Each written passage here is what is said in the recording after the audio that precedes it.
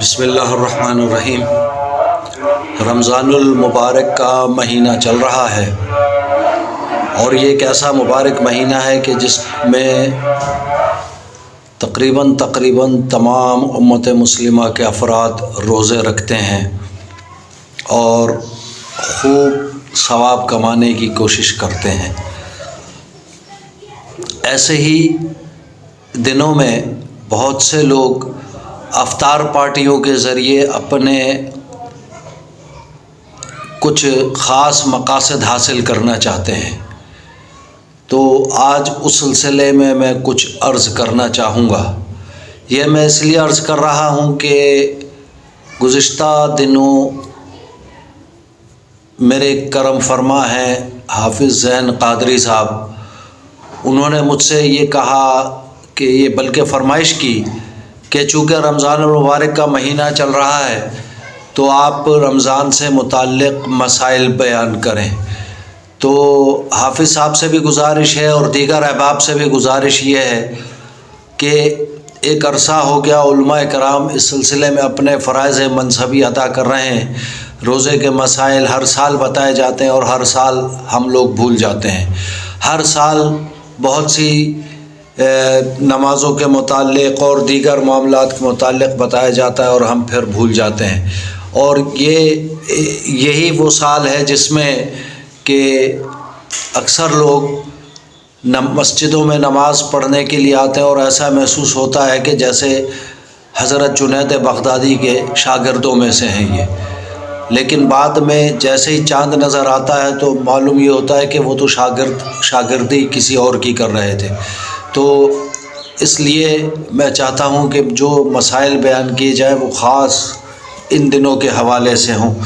اور اس پر مستقل عمل بھی کیا جائے۔ چونکہ افطار پارٹیاں اس سلسلے میں بہت معروف ہیں، تو چونکہ صحیح احادیث میں کسی روزہ دار کو افطار کرانے کی بڑی فضیلت آئی۔ ایک حدیث میں سرکار رسول اللہ صلی اللہ علیہ وآلہ وسلم نے فرمایا کہ من فطر صائما او جاہزا غازیا فلہ مثلہ اجرہ، جو کسی روزہ دار کو افطار کرا دے یا کسی غازی کا سامان مہیا کرا دے تو اس کو اس کے برابر ثواب ملے گا۔ دوسری جگہ رسالت مآب خاتم النبیین سید المرسلین نے ارشاد فرمایا کہ جو کسی روزہ دار کا روزہ افطار کرائے تو اس کے گناہ معاف ہو جائیں گے اور وہ دوزخ سے آزاد ہو جائے گا، اور روزہ دار کے برابر اس کو بھی ثواب ملے گا۔ اسی حوالے سے حضور نبی کریم صلی اللہ علیہ وآلہ وسلم کی بے شمار احادیث موجود ہیں، لیکن چونکہ آج کل بہت سارے لوگوں نے افطار کی دعوت کو بھی اپنے سیاسی مقاصد کے لیے استعمال کرنا شروع کیا، کاروباری مقاصد کے لیے استعمال کرنا شروع کر دیا، دیگر معاملات کے حل کے لیے استعمال کرنا شروع کر دیا، تو ایسے بعض جگہوں پر تو میرے مشاہدے میں ہے کہ کھلم کھلا کبائر کا ارتکاب بھی ہوتا ہے۔ بعض جگہ میزبان اپنی ناجائز آمدنی اور حرام ذرائع سے حاصل شدہ رقم سے ہی بڑی بڑی پارٹیاں دیتا ہے۔ اس قسم کے اجتماعات اور مجالس چونکہ خالصتاً گناہ، شہرت، نام و نمود اور بعض دوسرے ناجائز مقاصد کے لیے مرتب کی جاتی ہیں، لہٰذا ان پارٹیوں میں شرکت نہ کرنا ہی زیادہ بہتر اور اچھی بات ہے کہ کم از کم گناہ اور جرم میں تعاون تو نہ ہو۔ تو ہم یہ دیکھتے ہیں کہ فی زمانہ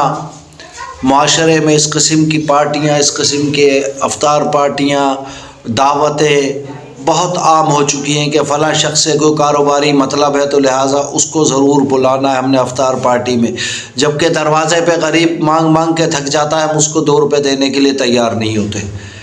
یا اس وقت ہی کھانا چل رہا ہوتا ہے اور کوئی غریب کھانے کے لیے شاپر لے کر یا کوئی اور چیز لے کر آ جاتا ہے کہ بھائی مجھے بھی ایک